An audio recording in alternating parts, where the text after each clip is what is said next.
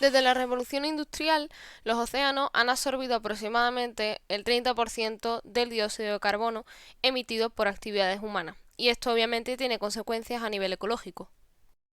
A medida que los niveles de dióxido de carbono en la atmósfera aumentan, ya no solo por actividades humanas como la quema de combustibles, sino también por propia actividad biológica, una porción significativa de este gas es absorbida por los océanos. Este proceso ha llevado a cambios químicos en el agua marina, reduciendo el pH y aumentando por tanto su acidez. Pero entonces, ¿qué tiene que ver realmente el CO2 con el pH? Pues bien, el pH es la medida del grado de acidez o basicidad en una solución.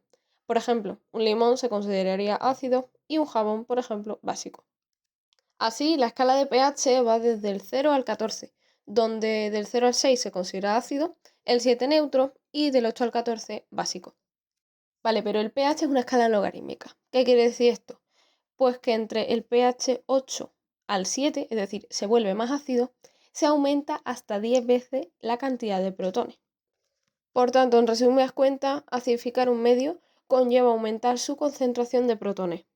En cambio, en el caso en el que se basifique, esta concentración disminuye. Y os preguntaréis, ¿qué tiene que ver el CO2 con la bajada del pH en el océano?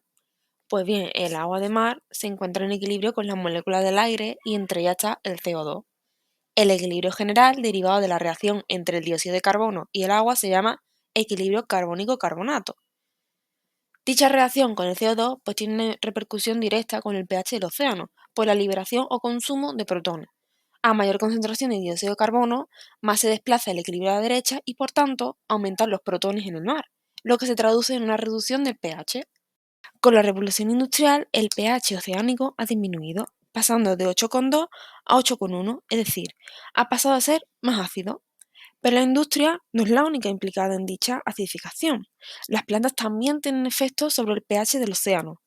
Así, por la noche, el mar es más ácido, momento en el que no se da la fotosíntesis en los organismos fijadores de CO2, pero sí la respiración, que es un proceso que acidifica el mar. Por el día ocurre todo lo contrario, se pacifica el medio por la fotosíntesis. A priori no parecería una consecuencia alarmante, pero trasladado al ciclo biogeoquímico del carbonato y a la vida marina, pues tienen mucha importancia.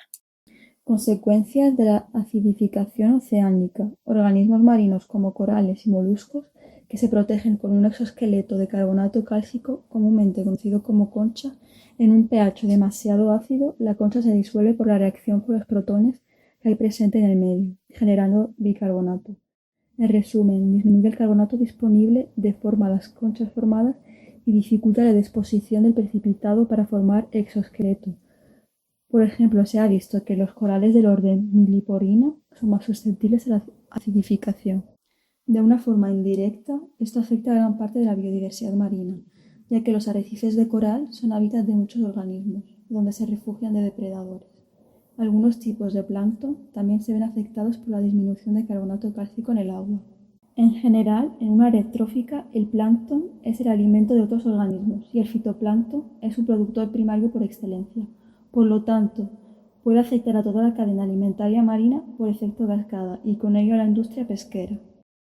Para salvar o evitar mayores daños tanto en los arrecifes de coral como en organismos con concha calcárea de la acidificación oceánica, debemos estabilizar la cantidad de dióxido de carbono en la atmósfera y esta debe estar por debajo de los 350 partes por millón.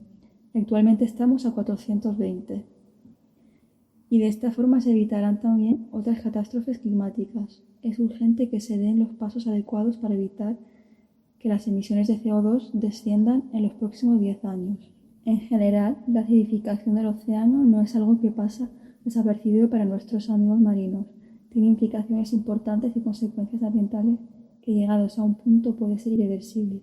Como curiosidad, añadir que el blanqueamiento se ve desde gran altura, incluso desde el espacio.